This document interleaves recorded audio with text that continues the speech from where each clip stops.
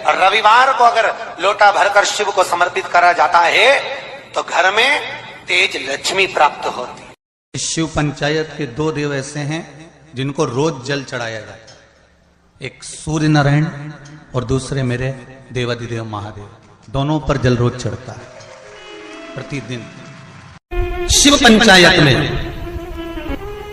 गुड़, चावल, लाल फूल और लाल मिर्ची के 11 दाने पानी के कलश में तांबे के लोटे में लेकर हाथ को ऊंचा कर नेत्र, नासिका, वक्षस्थल के सम्मुख में जो सूर्य नारायण को अर्घ देता है जल चढ़ाता है। पर जो सूर्य को अर्घ रविवार के दिन दे देता है अगले रविवार तक पैसे की आवक आना प्रारंभ हो जाती है। जो आज तक फोन नहीं उठाता वो फोन। सूर्य नारायण भगवान को स्टील के लोटे से या चांदी के लोटे से या पीतल के लोटे से या प्लास्टिक के लोटे से या कांच के बर्तन से जल चढ़ाने से आयु क्षीण होती है। क्या समाप्त होती है? आयु। और सूर्य नारायण भगवान को अगर तांबे के लोटे से जल दिया जाता है तो आयु की वृद्धि होती है और दिन भर में अगर कोई काम अटकने वाला है तो वो काम का रास्ता खुल जाता है और शरीर की बीमारी समाप्त हो जाती है। शरीर की बीमारी समाप्त हो जाती है। जब हम सूर्य नारायण भगवान को अर्घ देते हैं, जल चढ़ाते हैं, तो वो जल पृथ्वी पर जब गिरता है तो उसके छींटे हमारे शरीर पर लगते हैं। क्या वो ठीक है? क्या वो श्रेष्ठ है? तो शिव महापुराण की कथा कहती है जब हम सूर्य को अर्घ देते हैं, सूर्य को जल चढ़ाते हैं, वो पानी जब पृथ्वी पर गिरता है उसके छींटे हमारे शरीर पर लगते हैं तो वो श्रेष्ठता का भाव निर्मित करते हैं। वो गलत नहीं हो सकता। कारण अब वो भी समझ लीजिए। अब सूर्य नारायण भगवान को आप जल चढ़ा रहे हो तो छींटे नहीं लगे, उसके लिए क्या स्टूल पे चढ़ के चढ़ाओगे कि कुर्सी पे चढ़ के चढ़ाओगे? अरे बोलो तो सही। अब कई लोगों के दिमाग में यह बात भरा गई कि हम भगवान को जल चढ़ाते हैं, वो हमारे शरीर में छींटे लगते हैं, जमीन पे से पानी गिरता है, वो हमारे शरीर को छींटे लगते हैं, भगवान को अच्छा नहीं लगता होगा। कौन ने कहा? पहले तो उसको पकड़ के ला।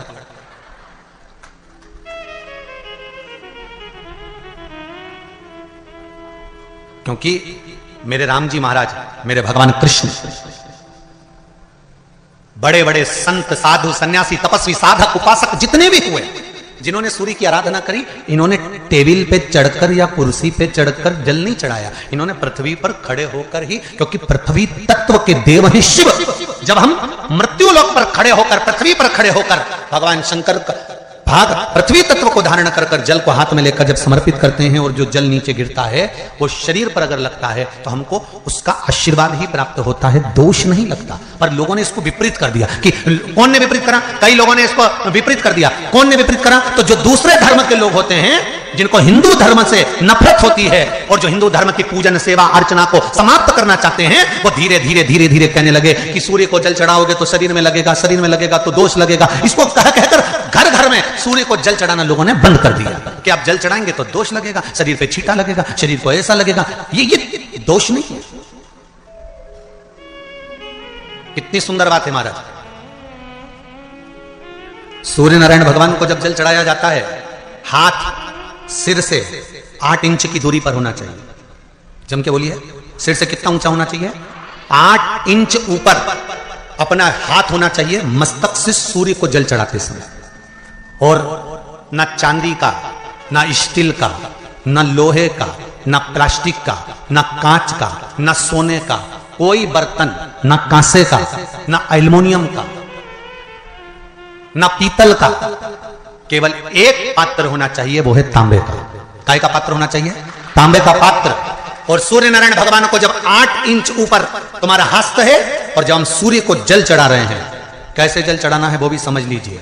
अगर कोई कैंसर का मरीज है, जिसके चेस्ट में कैंसर आ गया हो, लेफ्ट में, राइट में कहीं पर कैंसर आ गया हो, या कोई गठान आ गई हो, तो महाराज आप जल चढ़ाते समय उस जल की धार को सूर्य भगवान को जब चढ़ा रहे हो तो धार आपकी गठान की ओर जाना चाहिए, जिससे सूर्य की किरण उस जल में से आपके उस स्थान पर पड़े, उस जगह पर पड़े जहां पर गठान है। महाराज आप लगातार जल तो चढ़ाना चालू करो, अच्छे अच्छे डॉक्टर फेल हो जाएंगे और कहेंगे गठान ठीक हो गई।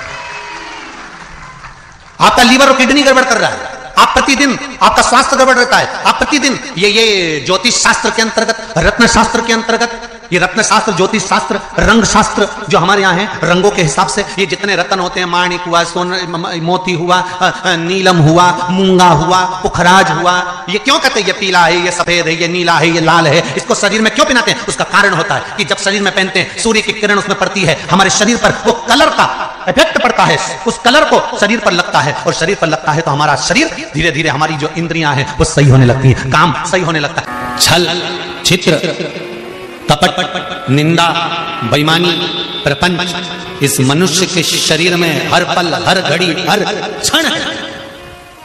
ऐसा कोई मनुष्य नहीं जो छल, कपट, बेईमानी, प्रपंच, झूठ आदि आदि से दूर रह गए।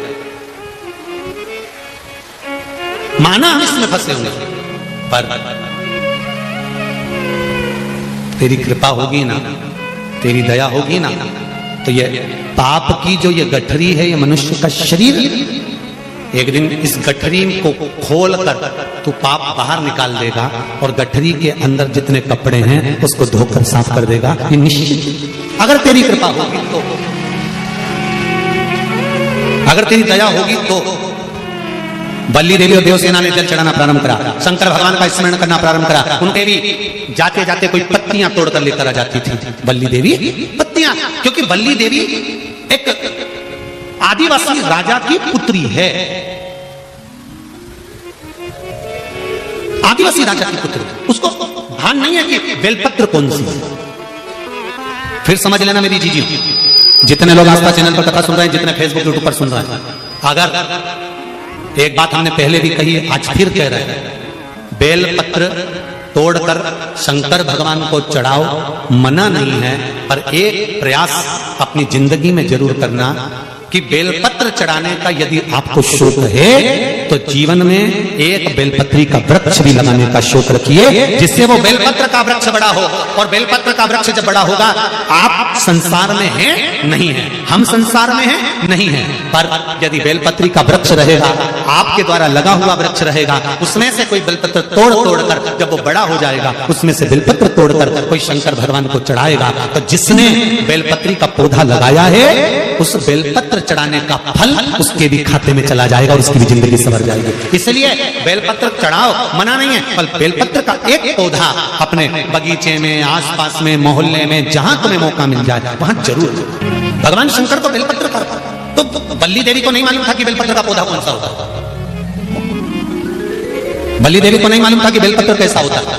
बल्ली देवी आदिवासियों राजा की पुत्री थी, गई पेड़ की पत्तियां तोड़ ली, वृक्ष की पत्तियां लाई, शंकर भगवान को समर्पित कर,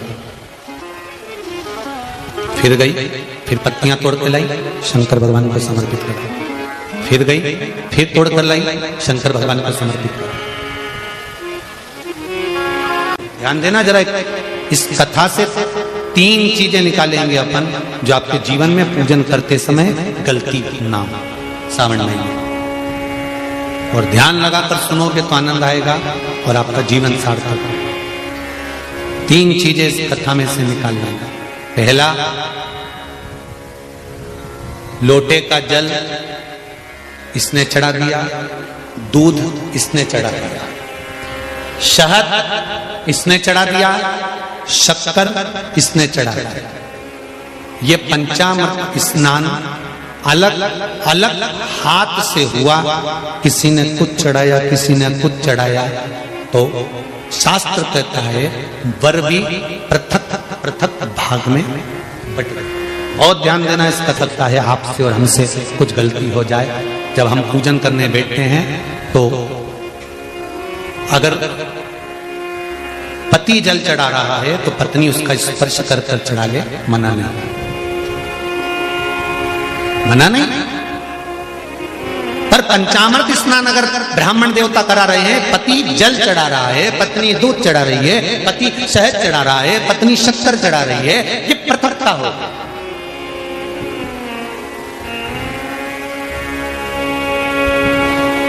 या तो दोनों को जल चढ़ाना, दोनों को दूध चढ़ाना, दोनों को शक्कर चढ़ाना, दोनों को। कितनी सुंदर बात है पशुपति व्रत की कि प्रसाद जो शंकर भगवान के मंदिर में एक हिस्सा लेकर आते हो उस हिस्से को भी पृथक नहीं करा जाता, उस हिस्से को भी जिसने पशुपति व्रत करा है एक हिस्से का प्रसाद उसी को खाना है, यहां तक है कि दूसरे को नहीं देना। शंकर भगवान के मंदिर में, शिव जी के मंदिर में नारियल तक नहीं फोड़ा जाता, क्यों? वो पृथक हो जाएगा। खंडित बेलपत्र समर्पित नहीं करी जाती, वो पृथक हो जाएगी। शंकर भगवान को धतूरा चढ़ाया जाता है, पूर्ण चढ़ाया जाता है। चावल का दाना चढ़ाया जाता है, पूर्ण चढ़ाया जाता है। एक बेलपत्र चढ़ाई जाती है, वो पूर्ण चढ़ाई जाती है। पृथकता ना रहे। अगर वल्ली देवी और देवसेना दोनों अगर जल चढ़ा रही थी तो दोनों हाथ में जल के पात्र होते और दोनों चढ़ाती, पर एक जल ये चढ़ा रही थी तो एक जल का पात्र ये चढ़ा रही थी। उसने कहा कांवड़ की यात्रा है, एक डंडे में एक लोटा बांध, एक तुम लेकर चलो एक हम लेकर चले। नहीं नहीं नहीं, जल ले जाओ, मंदिर तक भी ले जाओ, पर चढ़ाते समय अगर तुम चढ़ा रही हो तो जल के दोनों पात्र तुम्हारे हाथ में होना चाहिए, दूसरा नहीं। जल की पृथकता नहीं, पृथक भाव। फिर ध्यान दो दूसरी बात, शंकर भगवान के मंदिर में जाओ, शिव की स्तुति में जाओ, पति और पत्नी दोनों विचार कर कर जाना। सुनो जी, मैंने पशुपति व्रत करा, आपकी नौकरी के लिए करा। सुनो, मैं शंकर के मंदिर में आपकी नौकरी मांगने जा रही हूं।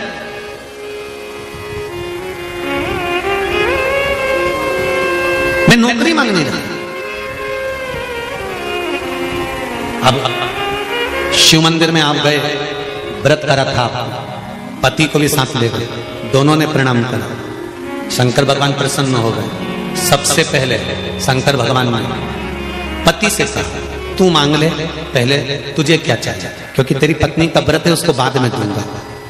उसने व्रत करा, थोड़ी तप साधना और कर लेंगे, तू मांग ले। पति ने कहा मुझे वर दे दो, मेरी एक मकान और एक प्लाट उलझा पड़ा है, वो सुलझ जाए। शंकर भगवान ने पत्नी से कहा अब तू मांग ले। पत्नी कहने लगी मैंने इनकी नौकरी के लिए मांगा था।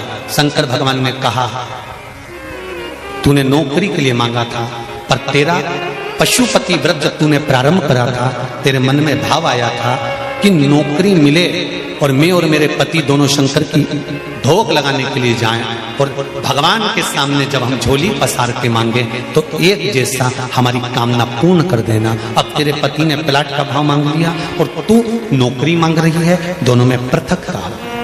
फिर निवेदन करेंगे शंकर के मंदिर में जाकर पति को बता देना कि मैं शंकर के मंदिर जा रही हूं और मेरी आराधना का कारण ये है, और उस आराधना के कारण ही मैं आपकी नौकरी के लिए, आपके व्यापार के लिए, आपके व्यवसाय के लिए, आपके लिए मैंने ये करा, और इसीलिए मैं पशुपति व्रत कर रही हूं और मुझे पूरा विश्वास है शंकर भगवान मेरी मनोकामना पूर्ण करेंगे। तो दोनों जाएं और दोनों प्रणाम करें, तो दोनों के प्रणाम करते समय वर भी एक हो कि भगवान नौकरी लगा देना, प्रभु सुन लेना मेरे दाता, तेरी कृपा चाहिए। पृथकता का भाव। हाँ, पति अलग पशुपति व्रत कर रहा है, पत्नी अलग पशुपति व्रत कर रही है। ये संकट सोमवार में भी होता है। जोड़े से जब संकट सोमवार किया जाता है ना, तो पति पत्नी को निर्णय ले लेना चाहिए कि हम किस चीज के लिए संकट सोमवार कर रहे हैं। पहले निर्णय लिया जाए, तब पति पत्नी दोनों संकट सोमवार का व्रत करें। अब व्रत कर लिया दोनों पति पत्नी ने संकट सोमवार का, जोड़े से पूजन कर रहे, जोड़े से अभिषेक कर रहे, और उद्यापन भी बोलो जम के जोड़े से कर रहे। और वर क्या मांगा? पति ने सोचा था दुकान का, पत्नी ने सोचा था पार्लर का। निर्णय अलग था। अंत समय प्रभु आना पड़ेगा, वचन दिया तो निभाना पड़ेगा।